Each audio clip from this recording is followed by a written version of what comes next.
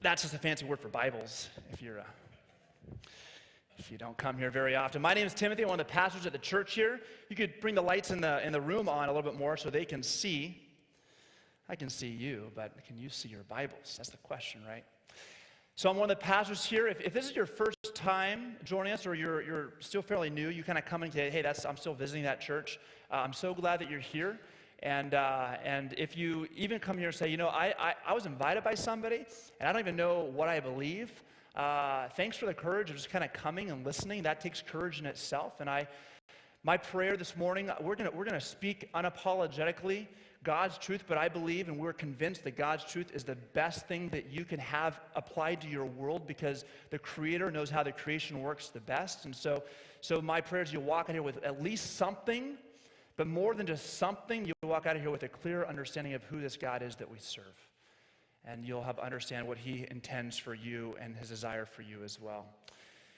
Hey, we're in a series in which we're talking about raising kids. I mean, that's on all of our minds. And if it's not on all of our minds, it kind of should be, because really the next generation, we can call it, is only a few years away, right? And they're going to be ruling your world very soon. And so you should care about raising kids. And whether you're a parent or you're just an adult in the room, or you're a grandparent or an aunt or uncle or a friend, because this is on all of us. And we titled this, It Starts at Home, because it does start there, but it doesn't stay there. It starts there. There's a lot of responsibility there. There's a primacy of responsibility, but it doesn't stay there only. We all have a part to play in this whole thing. And we nailed down last week kind of the goal, the end game, the purpose for parenting, the purpose of all of our lives, of the parenting role that we may have in a child's life, is to launch these kids into the world as it is, with a passionate trust in God as He is. And that trust part is that what clings to us is you wives trust your husband, you husbands trust your wives, you children trust your parents. Like, trust is what makes relationships happen. So that is not just a relational neutral word. That's a very important word, and it's a passionate word that we want to see our children be launched in the world of God as He is, not as we want Him to be or we think He might be or what the world wants Him to be, as He really, really is. And the title of the series really tips us off to where we need to go at some point. We're going to do that this morning, and talking about the importance of parenting. In fact, I want you to jot this down, because this becomes the most important ingredient in my mind, and I want to prove this morning, or at least prove it to front end, and then build on that from where we go from there. Here's the statement: a strong marriage is the best gift parents can give their kids. A strong marriage is the best gift parents can give their kids. And let me just modify that. A strong marriage is the best gift any adult can give children. Because even if you don't have kids in here, the strength of your marriage is a model and a picture fortifying the truth of the gospel to all who look upon it. So your presence and the strength of your marriage in the presence of the younger generation is vitally important. It's immensely important. And the reason is because marriage, in its essence, irrespective of if you think it's, hey, we have a good marriage or a bad marriage, marriage in its very essence reflects the heartbeat of the gospel. It reflects the unconditional, the caring, the sacrificial, the initiating work of God in our lives, and the covenant He makes with us, just by the fact that there is a fortitude and a strength saying, I will not, no matter how hard it gets, this relationship will last, communicates the resolve God has for us. And it puts it on display. In fact, that's why the scriptures in so many ways put marriage as this huge picture of the gospel. Now, many of you will say, well, what about difficult marriage? I mean, isn't an amicable, good divorce better than a hard, difficult marriage? I mean, for the kids and stuff? And I would say to you, no, absolutely not. A hard, difficult marriage is better than an amicable, good divorce. And let me just give you one scripture to kind of back this up and kind of make you think about this. But it's 1 Corinthians chapter 7, verse 13 starts here. If any woman has a husband who is an unbeliever. Now, think about that. In the first century, mostly adults come into faith at this time. And a woman hears the gospel, her husband hears the gospel, she comes to faith, he chooses to reject it, right? And so that's an interesting situation now to go by. You now have a different paradigm of life, a different allegiance of the heart. So this sets up the stage for what's to come. And he agrees to live with her, says, I'm not going to divorce you or leave you because you've abandoned kind of the faith that I have. I'll continue to live with you and be married to you. But you can imagine some of the issues that would arise from that, right? I mean, there'd be issues that arise because now you have different agendas in mind. She should not divorce him. Now think about that even more. Here's a husband who, if he rejected, he might be nice, but in that day and age, he was the king of the home, and at times he would probably throw out little jabbing statements and ridicule about her faith. Call it into question. And since he was the king of the home, he determined the model and the method of discipling the kids. And so in many ways, she was watching her children be discipled the way that she would feel like, that's just not right. I wish we could change that around. That's a hard situation to be in. And if he's willing to live with her, willing to stay married, and she should not seek a divorce, and it reciprocates back for the husband. If she's willing to live with him, no divorce, right? Next slide. Why? For the unbelieving husband, and translation, the unbelieving wife, is made holy because of his wife or because of her husband. Is made holy because of them. And the unbelieving wife is made holy because of her husband. Otherwise, now here's interesting, your children would be unclean. As it is, they are holy. Now, I don't totally know all what Paul had in mind with that statement. I don't think it means that your kids are Christians because you're a Christian. But at the very least, we'll say this. They're in a better situation. Right? We can at least say that about this. They're in a better situation in God's mind. Even though that'll be a hard marriage, it's a better situation than a good, amicable divorce. So, there's our statement. A strong marriage is the best gift you can give, but even a difficult marriage is better than a good, amicable divorce. Because marriage, in its essence, has something that projects the gospel, but also has something that communicates stability in the lives of children. Now, I know that this already is starting to have many of you think about kind of your situation, and I get that. And I wanted to say up front that here's my goal is to both challenge some of you in your marriage, comfort some of you in your situation. Don't really know all those that entail, bring encouragement, but also in some ways, some of you need to be afflicted because you have not allowed yourself to really step into the game with this thing that God has called you to. And so I do want to bring some challenge and even affliction to that and saying, hey, step up. It's time for you to start seeing things the way they are and operating as such. And some of you, you're in a tough situation. I want to bring encouragement and comfort to you along that way. So it's both sides of the coin. So we see that marriage is incredibly important for raising kids, but here's the other side of the coin. Can we all agree it's incredibly hard? I've been married almost 5 years. Great wife. Amazing gift from God, right? But it's hard, right? In fact, I'd venture to say, from my kind of assessment of things, that marriage is the hardest relationship we enter into. I've seen very few, I'll put it this way, very few parents or dads or moms divorce their kids. I'm done with you, it happens, I guess, but very few. But it's 50% rate of divorces in America on marriages, right? It is a very hard thing. And those who don't get married, who say, we're going to do this cohabitation thing for a long time, that doesn't last very, very often. In fact, it's higher than 50%. Just maintaining this unity is a tough thing. And let me tell you why it's tough. You're going to say, Tim, I have my own reasons. Let me tell you why. 2 words. Irreconcilable differences. That's why. And here's I saw a cartoon that kind of helps this. It's kind of fun. He's speaking to her. I talked about my feelings on our wedding day. If anything changes, I'll let you know. Just men and women are different. Men are from Mars, women from Venus. You have different ways of communicating. That is irreconcilable, right? That's probably, you can make some headway, but you're always going to realize the differences that are there. Now, it's not just a wiring, but it's also much deeper than that. It's let's go to 2 other levels. One is a culture that you've been conditioned with growing up. When you come into the marriage with a certain idea of how to love somebody because you watched your parents, right? And so my mom and dad did this way, and so we'll do it this way. And you realize kind of early on as you get going that it's not happening that way. But it should happen that way because it worked for them, and it has to work for us because that's the gospel. And you realize, man, there's other ways of doing it, and I've got to learn a new model, which requires deprogramming and reprogramming, which requires dying to self, right? and living for them and dying to self and deprogramming are incredibly hard.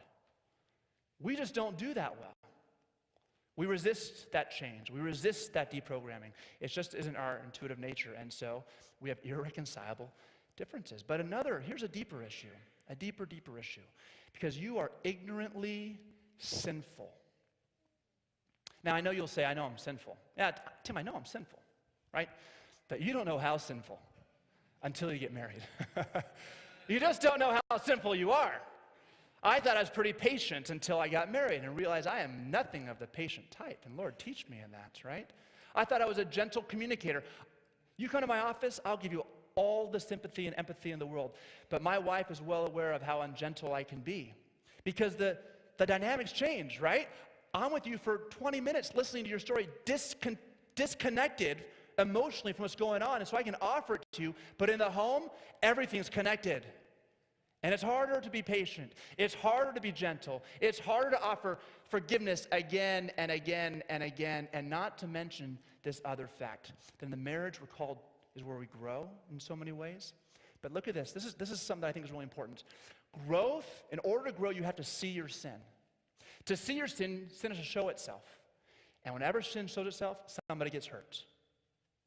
So for you to grow, people are going to get hurt for you to grow. And guess who'll get the most of the hurting? Your spouse. That person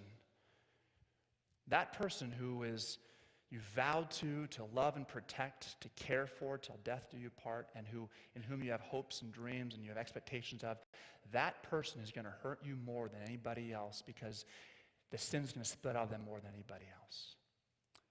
Now, hopefully that person will also encourage and support you more than anybody else, but even still, they're going to wound you more deeply. That makes it very hard. Because in order for them to grow, they have to see their sin. To see their sin, it has to show itself, and if it shows itself, it's going to hurt somebody. Because sin is a relational word. You don't sin at a tree. You don't tell off a tree and cause it to hurt, but you tell people. And you're around your spouse more than anybody else. You're with them more closely than anybody else. You're going to hurt them more than anybody else. That's why it's so hard. But it's so important, but it's so hard. And that's why I think the New Testament has a lot to say, especially about marriage. In fact, when you compare the text between marriage and talking about parenting, marriage is more commonly brought up. I mean, you just go through it all, and Jesus talked about marriage, not about parenting really ever. Paul in Ephesians, Paul in Colossians. Parenting is more commonly talked about, marriage in the New Testament than parenting. I think this is why. Because if you want to raise your kids well, it starts with prioritizing the marriage. That's where the title of this sermon comes from. Prioritize this to get that. Prioritize the marriage for the sake of the kids.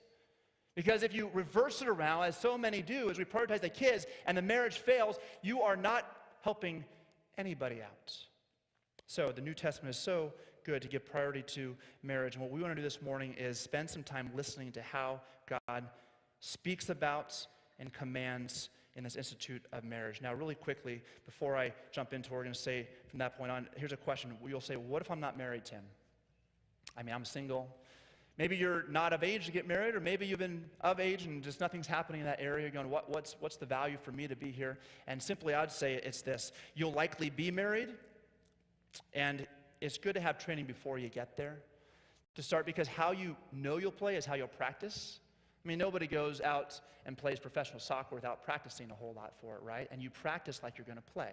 So let's learn what the playing field is like so you can practice accordingly of what God wants you to become, that man or that woman who is able to engage as God has called you to engage in this so important institution that he has established. So with that in mind, turn to Matthew chapter 19. We'll start there. And actually, you don't need to turn there, but you can, I guess.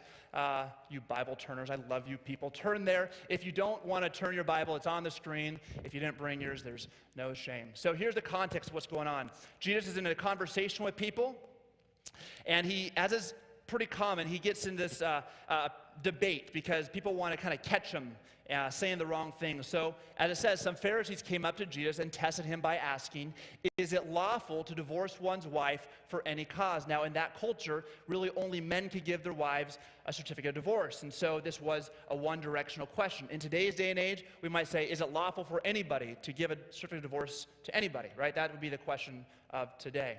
Now, really quickly, I know that some of you in here have, when you read that, you're going, well, I'm the one who was given that certificate of divorce. I didn't want it, but that's where I'm at. Somebody decided that they no longer want to live with me, and they gave me that certificate, and here I am. No fault of my own, or no desire of my own. And I just want to really quickly say this, is that God knows, He's aware, He weeps with you. He didn't want that to be the situation with it all. I think that's incredibly important for you to hear. And I also want to say, just don't go it alone. You need other people to love on you, to pray with you, support you, to encourage you, but also to give you truth, because the reality is none of us are without sin, and they need somebody who could speak into your life in a gentle, loving way and say, let's walk this journey together. Now, I wasn't planning on saying this, but I know that there's actually a group here who it's not just about marriage and divorce and all those things, but it's a group of just women who gather. I think it's Tuesday nights, and they're very vulnerable, very open, and it's very healing. It's called Life's Healing Choices. And if you're here as a woman in that situation, I would encourage you, go get counseling, perhaps sit with somebody, go to that group, but find people that you could be in communion with and share kind of the hurts and the pains along the way. So, that said, there's the scene that's set. And Jesus says, next slide, He answered, have you not read that He who created them from the beginning? Now He's quoting from Genesis chapter 2, verse 24 and 25. Have you not read that from the beginning, that He made a male and female, and said, therefore, man shall leave his father and his mother and hold fast, or literally that's stick, glued together. I mean, it's like an unbindable or unbreakable bound, unbreakable chain. That's where we get the whole ball and chain imagery, I guess, maybe. But He started it. Jesus started this imagery. Hold fast to his wife. And this is a voluntary binding, right? Hold fast to his wife. And the two shall become one flesh. So they are no longer two, but they are one flesh. Now, this is an interesting thing because when a man and a woman make a covenant together of their own choosing, there's more going on there than just their decision. He is saying that the two become one flesh. Something else profound is taking place there. And the idea that flesh is coming in means that your body, or the organism of who you are, God alters that in some way, in which you are no longer seen by Him as a single unit, but as a unit of two comprising that single unit. It's like this. A cutting board, you always have cutting boards at home, right? Made out of wood. They're always like pieces of wood together. They glue together, then they fashion for one cutting board. It's like that. I mean, I don't think you can pull those woods apart without destroying the rest of the wood, right? You're not going to, if you want to get that, you got to saw it apart. You're not going to be able to pull those apart with heat and steam. Those are locked, set together, and the unit you have now is a cutting board. That's what happens in marriage. One unit, and to pull those pieces of wood apart would be to destroy those pieces of wood. That's why it hurts so much when a marriage dissolves, because God designed it to be such a tight-knit thing. So, therefore, conclusion, what God has joined together, let man not separate. Wait a minute, Tim. I'm the one who made the choice. So what man has joined together, what God has joined together, I'm the one who made the choice, but God joined me together? Yeah, you went out and you scoped the scenery, and you found the woman you want to pursue, and you called her up, and you got her, took her on dates, and you made some choice to keep pursuing her, and then you got on your knee, and you bought a ring, and you went out, and you got married, and woman, you kind of said, this guy's pursuing me, I like this guy, maybe I'll, and you make this choice on that day, but here's what's really going on behind the scene. God is bringing together what He is desiring to bring together. That's what Jesus is saying. What God has joined together. Not just that God created marriage, but God created your marriage. That's an important truth to grab onto. Number one, let's write this down. Number one in your notes. Affirm the divine creation of your marriage union. And you're saying, what if I'm divorced and remarried, right? What now? I got divorced and remarried. There's in the course of this conversation, there's going to be a lot of nuances that we want to talk about, and we don't have time for it. But let me just say this about that. Whatever the marriage you're in right now, you need to apply this to. The marriage you're in right now, right? You've committed a vow to somebody. You were divorced in the past. I don't know the reasons for all that, but you're in a marriage right now. And I want you to see that marriage right now as divine creation. And you want to hold it in honor and affirmation. Lord, I am going to treat this as though it wasn't my choice that I jumped into because I made it, but you brought this together, and I will fight for what you bring together. I will fight for that. I will keep myself in the game on that. I'm committed to that. So water under the bridge, we're not going to deal with those. But the marriage you're in right now, this is what you need to affirm. It's the one that you're currently in. Now, I know some of you are going to say to yourself, but Tim, I married the wrong person. And clearly this person was a bad choice. I was a fool for marrying them.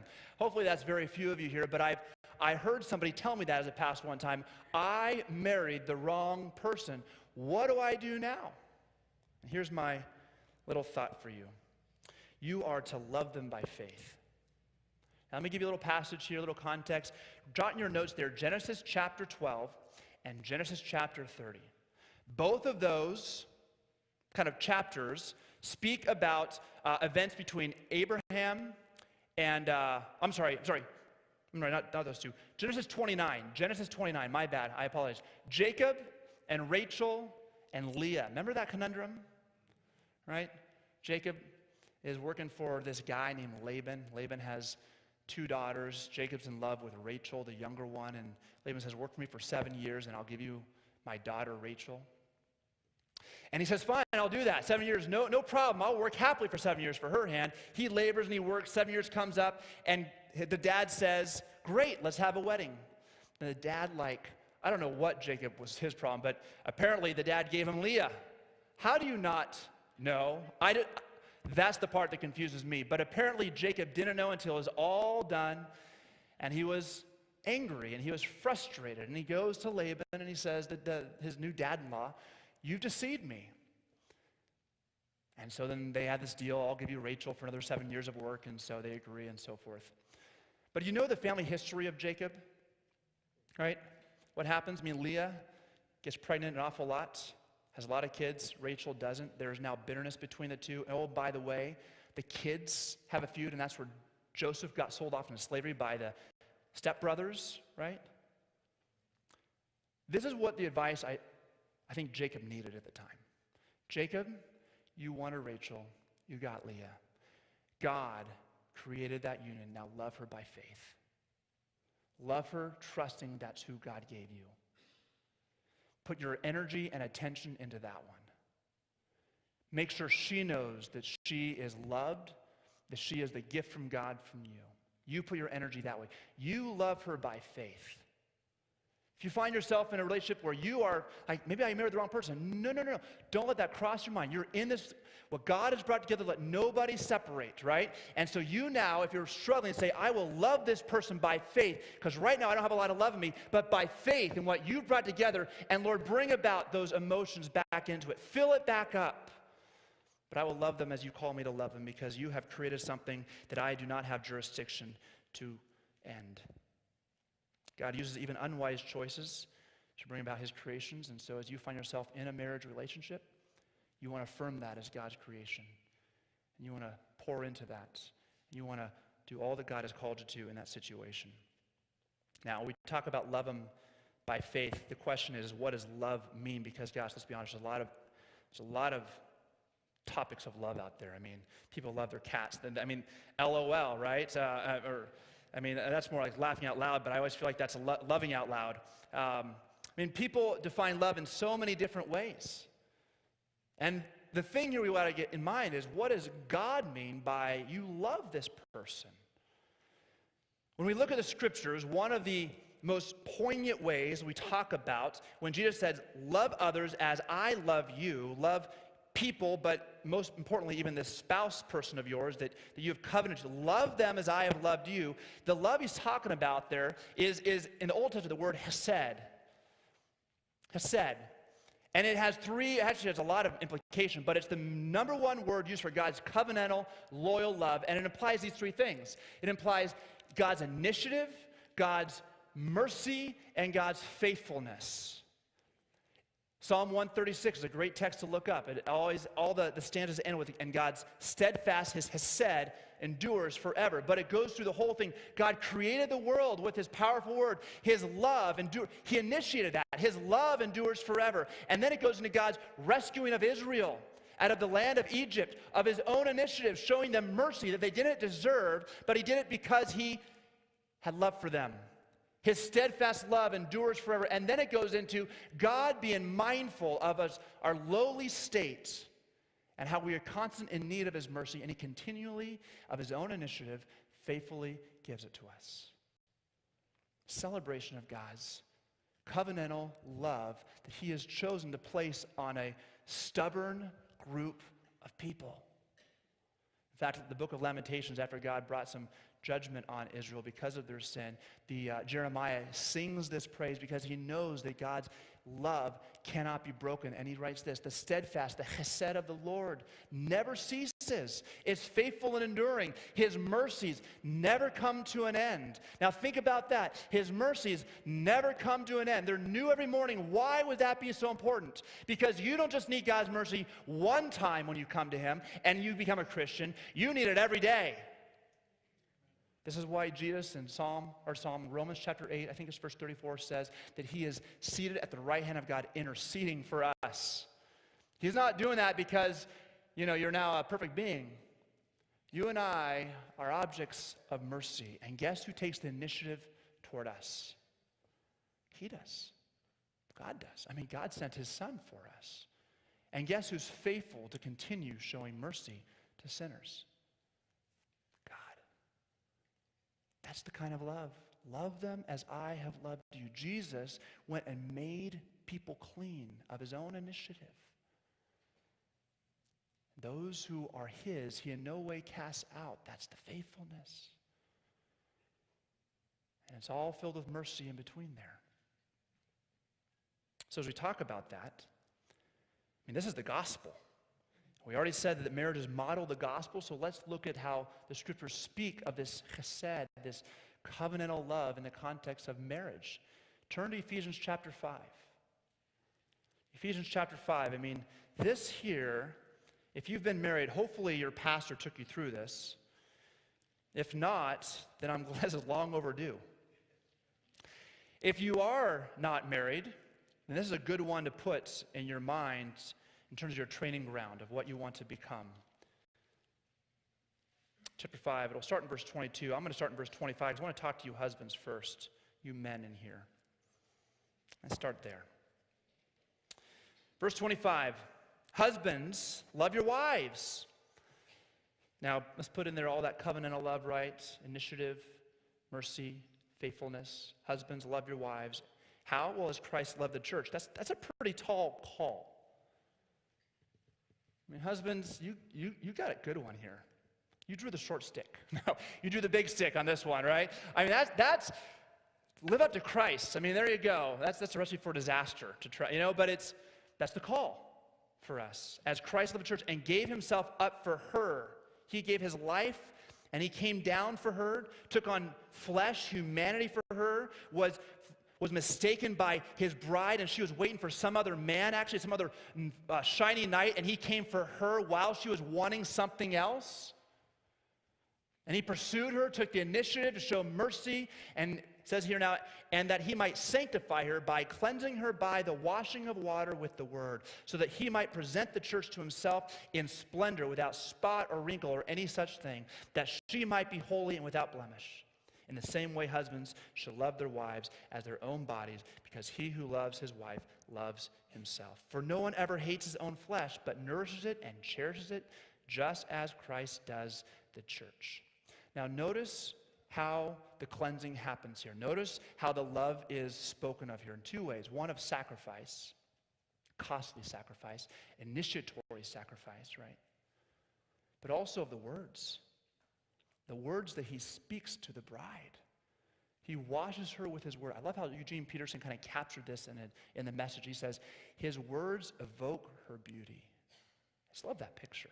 I think that's such a poignant thought. Jesus, you speak beauty into us. You speak life into us. You speak truth into us. Men, do your words speak life and beauty and truth into your wife? Men, this is for you. If you're aggressive with your wife, and I don't just mean with your hands and fists, whatever, with your words, belittling to her, unwilling to serve her sacrificially, put down your agenda for her care and her well-being. Let's put this to parenting now. You are training up your sons to be the next generation of narcissists and the next generation of chauvinists. And you're training your daughters that that's all they can expect from a man. That's what you're doing. So what are your words like to your wife? Do they reflect the way Christ speaks to you in his church? Let's talk about you women really quickly. Verse 22. Wives, submit to your husbands. Now I know that it's culturally an offensive word these days. Let me just give you this reminder. This was an offensive statement back then in the context of things as well, but in a different way. Because in the Roman culture, the Greco-Roman culture, just that entire environment, women had just a bit more rights than an animal. Than your donkey and your cattle. She was just above that legally. When Christianity jumped on the scene and people embraced the gospel and the preaching went out, man, the church elevated because the gospel elevates the women to equality with men, right? We're both made in God's image. And so women experienced such a freshness as their husbands were learning, hey, love your wives, because that was required on the other end. You submit, but he doesn't have to love you because you're just property. He can love all kinds of things, but it's not required that he loves you. No, here's the bar for husbands. You love your wives as Christ loved the church. Man, that bar is beyond anything imaginable. So husbands, you get going on this one. But wives, you submit to your husbands. As to the Lord, for the husband is the head of the wife, even as Christ is the head of the church. His body, and is himself its Savior. Now as the church submits to Christ, so also wives should submit in everything to their husbands. Now you're saying to me in your mind, but my husband isn't worthy of my respect, of my submission. My husband is an idiot. My husband is foolish. My husband doesn't get things. He's thick-headed. He's oblivious. I mean, the things he's going down the path of sin at times, and I don't know if I could trust that, and I mean all kinds of reasons why this would not apply in any given situation, right? Let me have you turn to a passage that addresses that specifically. 1 Peter chapter 3. 1 Peter chapter 3.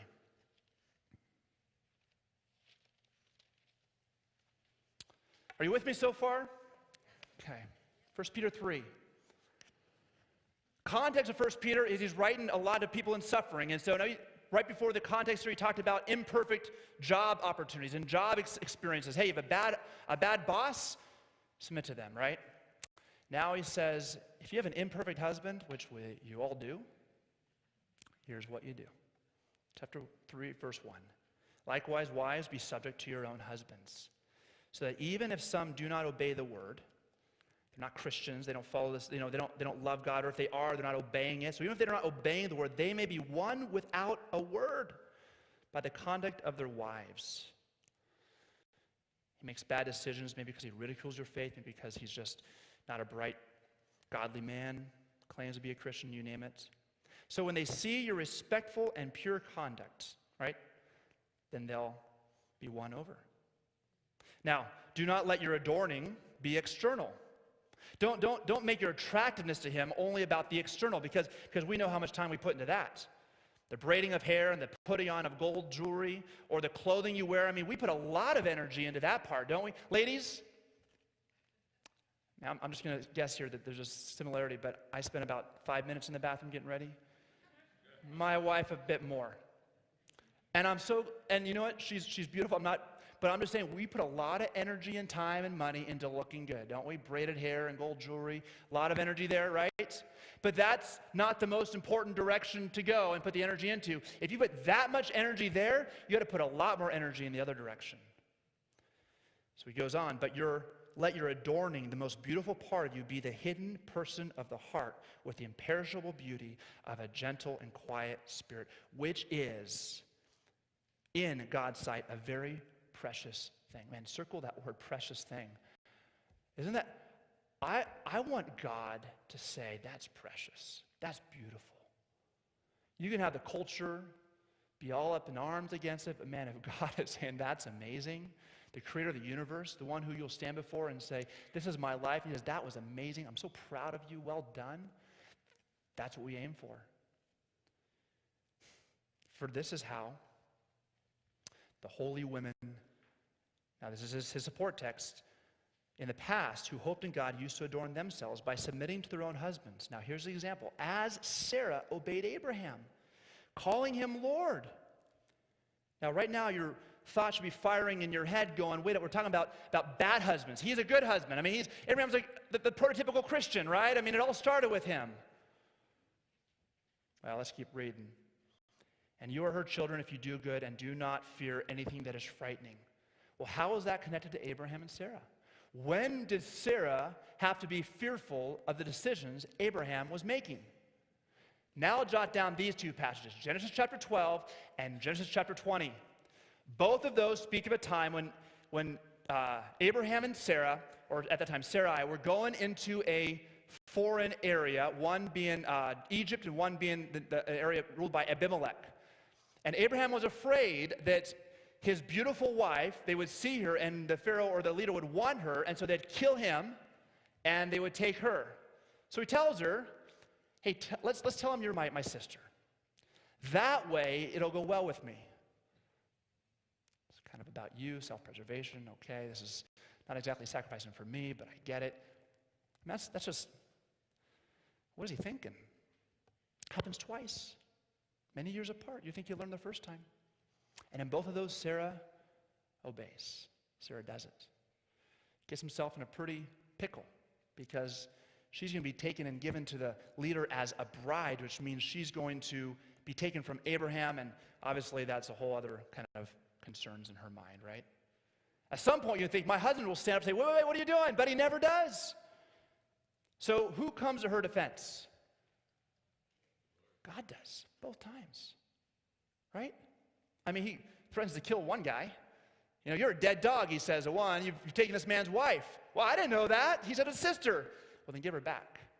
And the other one, he just showed him, and he's like, oh my goodness, what have I done? Returned Sarah. God went to the defense of Sarah. This is what's pictured. And do not fear what is fearful. She had a lot to be afraid of. Do not fear what is fearful. I get it. Your husband is going to make bad choices. We're all going to make bad choices. He's going to be an imperfect, he's going to take you down paths that you're like, I don't know. In fact, it seems almost ungodly. And I'm not saying be quiet, but here, women, here's your, don't be a nag.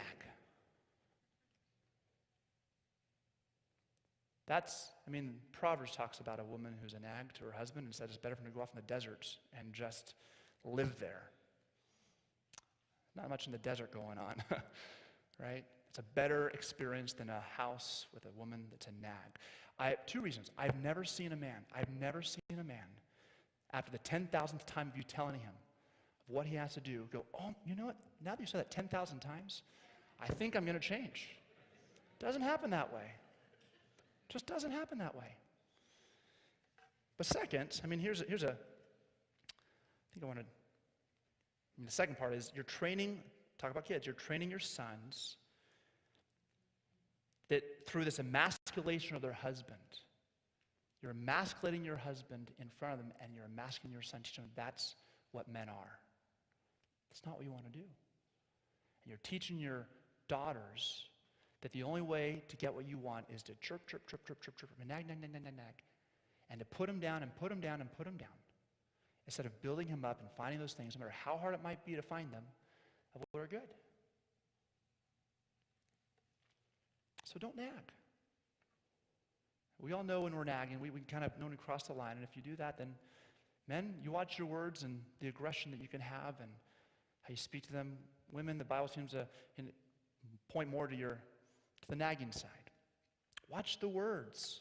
That's what the love that's going on here. I mean, we see men, here's the love, and women, here's the love. And so here's your point in your notes. Number 2, we want to model for our kids by showing to our spouse, okay? We're modeling for our kids by showing to our spouse God's enduring covenantal love for a sinner.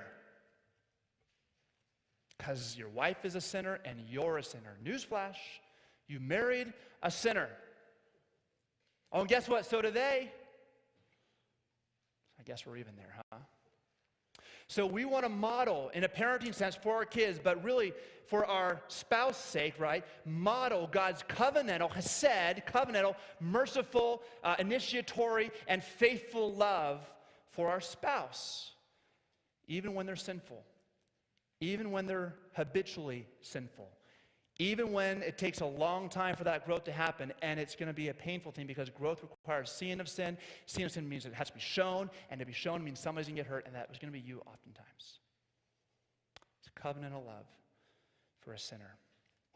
Now, this is not just for those who are parents of kids, right? Showing the kids. This is for all adults in here because every kid is watching, and they're asking, without them really knowing, asking the question, what does the gospel really look like? What does it really look like? And if they have a good picture at home, that's awesome, but they need more pictures to reinforce that. If they don't, man, it makes those of you who are just adults in this room in the presence of kids, your marriage vitally important. Just by the fact that you hold hands or you love each other or you praise each other in public, whatnot, speaks volumes to the students watching from all around. Because they're getting a picture, a front row seat of what the gospel looks like, of that God is loving covenantally somebody who's a sinner and enduring through it all, which is also the reason why even hard, difficult marriages are better. Are better than a good divorce. Because you're showing that even though there's difficulty in a relationship, I will not leave, and we're going to pursue mercy and pursue initiation and pursue faithfulness. That's what we're about. I want my kids, at least, and I pray for this, though I'm imperfect. And let me just tell you that I have a long ways to go. But I want my kids to get a front row seat to the gospel by how I treat my wife. I want them to know by the way I treat her that God will forgive and forgive and forgive and forgive a sinner. So when they find themselves going, aha, I'm a sinner, again and again and again, Lord, the same things. Are you going to abandon me? There's reinforcement there saying, no. It is a covenantal love that I have given to you, and I don't pull it back. We're in this to the end, and I'm committed to your growth. And I know that your growth is going to cause pain and hurt because you have to see your sin to address it. And I'm going to help you see your sin, and I know in seeing it, it's going to cause some hurt, and I'm going to weep over that, but we're committed to that journey together. I want my kid to see that in the way that my wife and I interact in our marriage. We'll do it imperfect, but that's what makes the gospel so more clear at times. So, I know some of you are in this thinking, oh, I'm divorced, so now what, right? I'm divorced, so how does that look in this relationship? And I would just say the same thing applies. Treat your ex, model for your kids just that covenantal love. Don't speak ill of them in front of your kids. Don't bicker about things. Just continue to, the best you can, show them that the love the best you can to their father or their mother. You let them see the heart of one who is covenanted to showing that other person the honor that they're due. And in this case, in your divorce, I guess, the honor is that they are the mother or the father of your children. And you show them that. The only way you're going to be able to do this, though, is if you let yourself be amazed by God's love for you, his mercy for you. You have to be amazed that God would even continue a relationship with a wretch like you. You have to let him show you your sin. Because until you do, you will not let yourself be so amazed that you will, like in the picture he talked about, the guy who was canceled lots of money and then he didn't have the ability to go cancel somebody's small debt. You will be that person. because you have not looked at the sizable debt that God has canceled and is continuing to cancel, and the debt keeps racking up, but God keeps canceling it because of that act of his Son on the cross. So, reflect on how God responds to your reoccurring sin. Now, again, there's so many nuances here. I want to just address one more because I'm really speaking to the 99% of you in this room. I know there's like a 1% in which you're saying, but this isn't like, this is like a physical abuse, and this is beating, and this is, you name it, adultery, and all those things. And so how do I progress with that? There's all different conversations that have to happen. I'm speaking to the majority in this room because most of us aren't in that situation. And we need to make sure that we are responding to our spouse who is not perfect with the covenant love that God shows to us. And we labor to do so with those whom are our exes if we have that. And if somebody even is a wretched sinner, we want to call them, and unforgivable, then we go to the Lord and say, Lord, how does this look in that situation? And let me be humble enough to apply it.